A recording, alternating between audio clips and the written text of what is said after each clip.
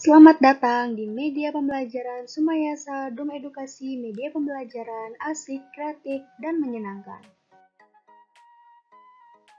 Adapun materi yang akan kita bahas hari ini yaitu sifat-sifat cahaya dan pembentukan bayangan pada cermin dan lensa bab 11 edisi buku paket SMP kelas 8 semester 2.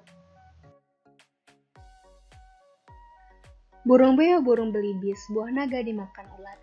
Tonton videonya sampai habis, semoga bermanfaat. Sebelum lanjut, mari kita berdoa bersama-sama agar diberi kelancaran dalam belajar. Dan jangan lupa dukung channel ini dengan klik subscribe, like, dan share agar video ini dapat memberi manfaat untuk kita bersama. Apakah kalian pernah melihat taman yang indah? Pantai yang indah? Tentu saja pernah ya. Kalian dapat melihat karena dibantu oleh adanya cahaya. Mengapa cahaya dapat membantu kita melihat? Dan bagaimana proses melihat dengan adanya cahaya tersebut? Untuk menjawab kedua pertanyaan ini, sekarang kita akan membahas mengenai cahaya.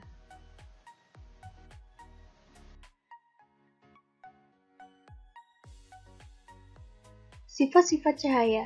Sifat cahaya yang pertama yaitu cahaya merambat lurus. Seperti pada gambar yang ditampilkan, terdapat sebuah lilin, dua kertas yang dilubangi tengahnya, dan pengamat. Si pengamat dapat melihat cahaya lilin pada kertas yang dilubangi tersebut, yang menandakan bahwa cahaya dapat merambat lurus. Jika si pengamat tidak melihat cahaya dari lubang pada kertas, maka ia tidak akan dapat melihat cahaya. Contoh yang dapat kita temui pada kehidupan sehari-hari yaitu sinar matahari yang memasuki jendela ruangan dan akan menyinari seluruh ruangan.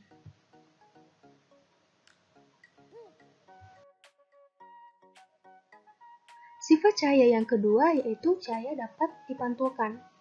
Cahaya memiliki sifat dapat dipantulkan jika menumbuk suatu permukaan bidang.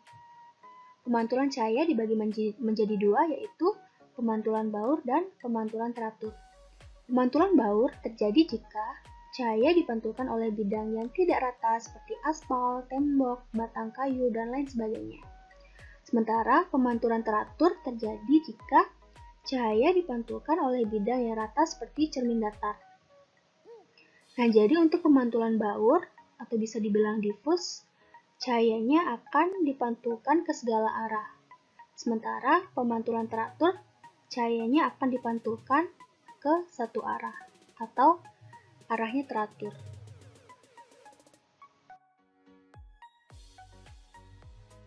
Adapun hukum pemantulan cahaya yang ditemukan oleh Snellius, yang pertama, sinar datang garis normal dan sinar pantul terletak pada satu bidang datar.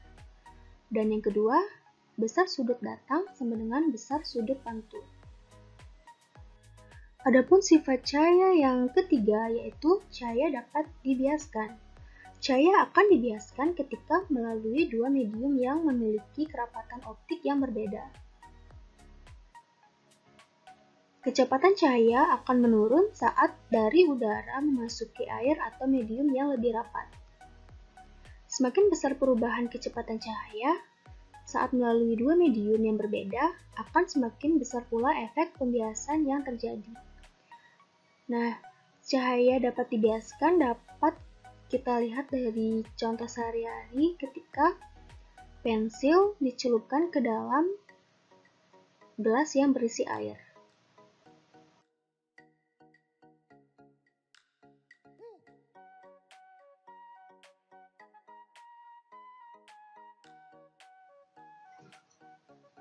Pembentukan bayangan pada cermin.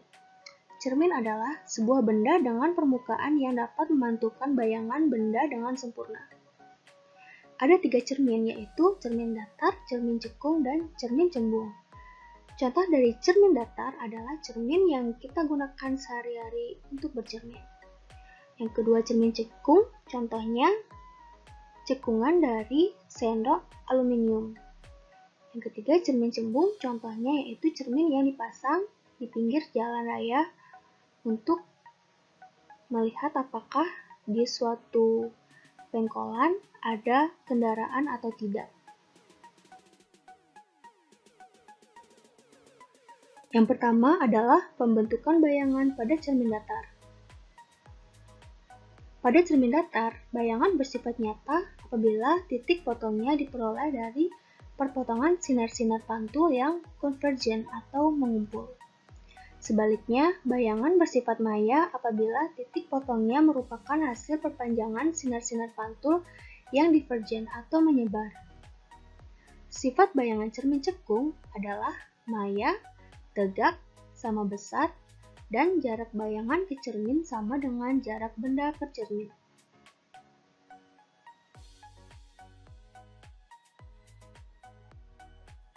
Yang kedua yaitu pembentukan bayangan pada cermin cekung.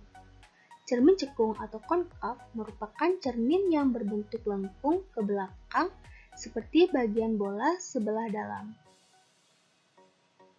Adapun sinar istimewa pada cermin cekung, yang pertama, sinar datang sejajar sumbu utama akan dipantulkan melalui titik fokus. Yang kedua, sinar datang melalui titik fokus akan dipantulkan sejajar sumbu utama.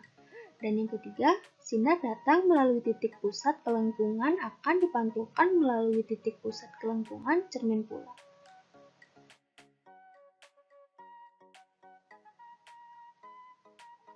Adapun sifat-sifat bayangan cermin cekung yaitu dapat dilihat dari letak benda dengan ketentuan sebagai berikut. Jika benda berada pada ruang ketiga dan bayangan pada ruang kedua, maka sifat bayangan yang dihasilkan yaitu nyata, terbalik, dan diperkecil. Sementara untuk benda pada ruang kedua dan bayangan pada ruang ketiga, sifat bayangan yang terbentuk yaitu nyata, terbalik, dan diperbesar. Dan yang terakhir, jika benda pada ruang 1 dan bayangan pada ruang 4, sifat bayangan yang terbentuk yaitu maya, tegak, dan diperbesar. Adapun persamaan cermin cekung dan perbesaran bayangan cermin cekung dapat dilihat pada rumus berikut.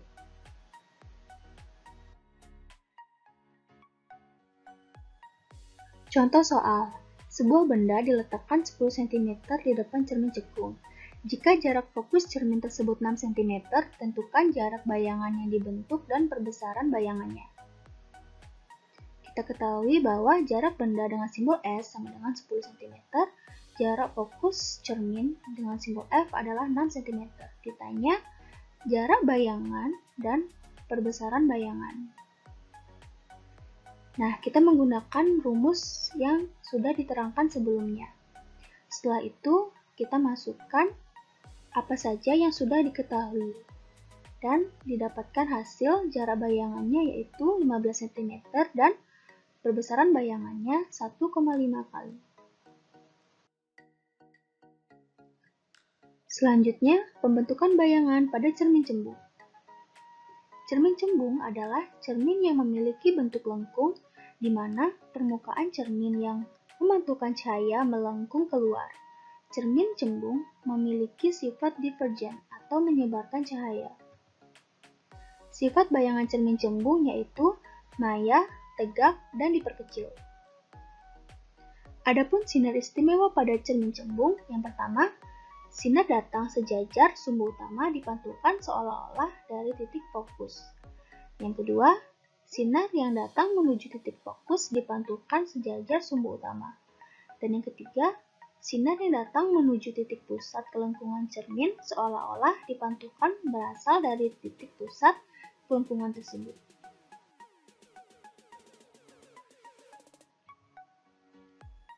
Adapun persamaan cermin cembung dan perbesaran bayangan cermin cembung sama dengan rumus persamaan cermin cekung dan perbesaran bayangan cermin cekung.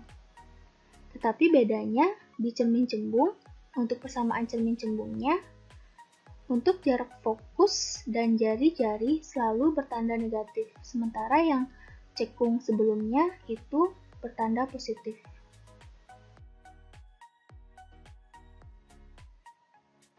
Contoh soal, Sebuah cermin cembung memiliki jari-jari kelengkungan 30 cm. Jika benda diletakkan pada jarak 10 cm di depan cermin cembung, tentukan jarak bayangan yang dibentuk dan perbesaran bayangannya. Diketahui jarak benda adalah 10 cm, jarak fokus cermin yaitu setengah kali jari-jari adalah 15 cm, dan yang ditanya jarak bayangan dan perbesaran bayangan. Jawabannya sama seperti tadi, kita masukkan dulu rumusnya yang sudah diterangkan dan masukkan angka-angka yang diketahui.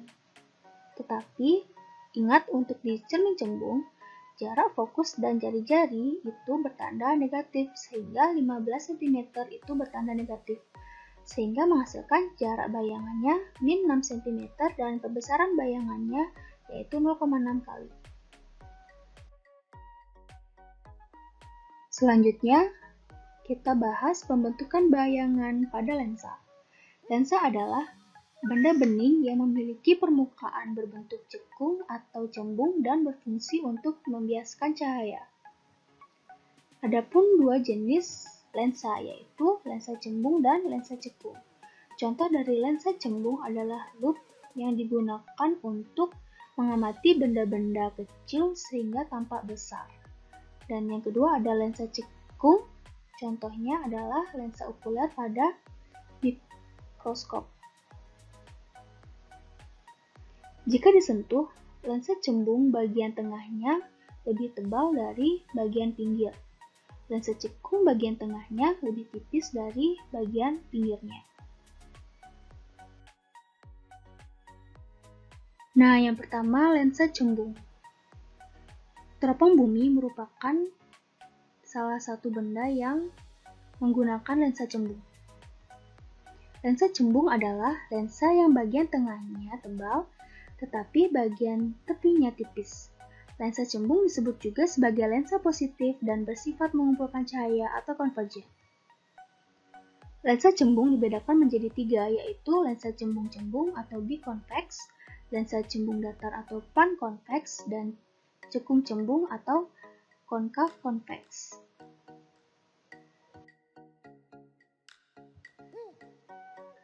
Adapun sifat bayangan lensa cembung, jika semua bayangan maya yang dibentuk lensa cembung selalu tegak terhadap bendanya. Sementara jika semua bayangan nyata yang dibentuk lensa cembung pasti terbalik terhadap bendanya. Adapun sinar istimewa pada cermin cembung, yang pertama, sinar datang sejajar sumbu utama lensa akan dibiaskan menuju titik fokus aktif di belakang lensa. Yang kedua, sinar datang melalui titik fokus pasif di depan lensa akan dibiaskan sejajar sumbu utama. Dan yang ketiga, sinar datang melalui pusat optik lensa akan diteruskan tanpa dibiaskan. Yang kedua ada lensa cekung. Lensa cekung adalah lensa yang bagian tengahnya tipis tetapi bagian tepinya tebal. Lensa cekung disebut sebagai lensa negatif dan bersifat menyebarkan cahaya atau divergen. Lensa cekung dibedakan menjadi tiga bentuk, yaitu lensa cekung rangkap atau cekung-cekung atau bikonkav, lensa cekung datar atau pankonkav, dan lensa cekung cembung atau konveks konkav.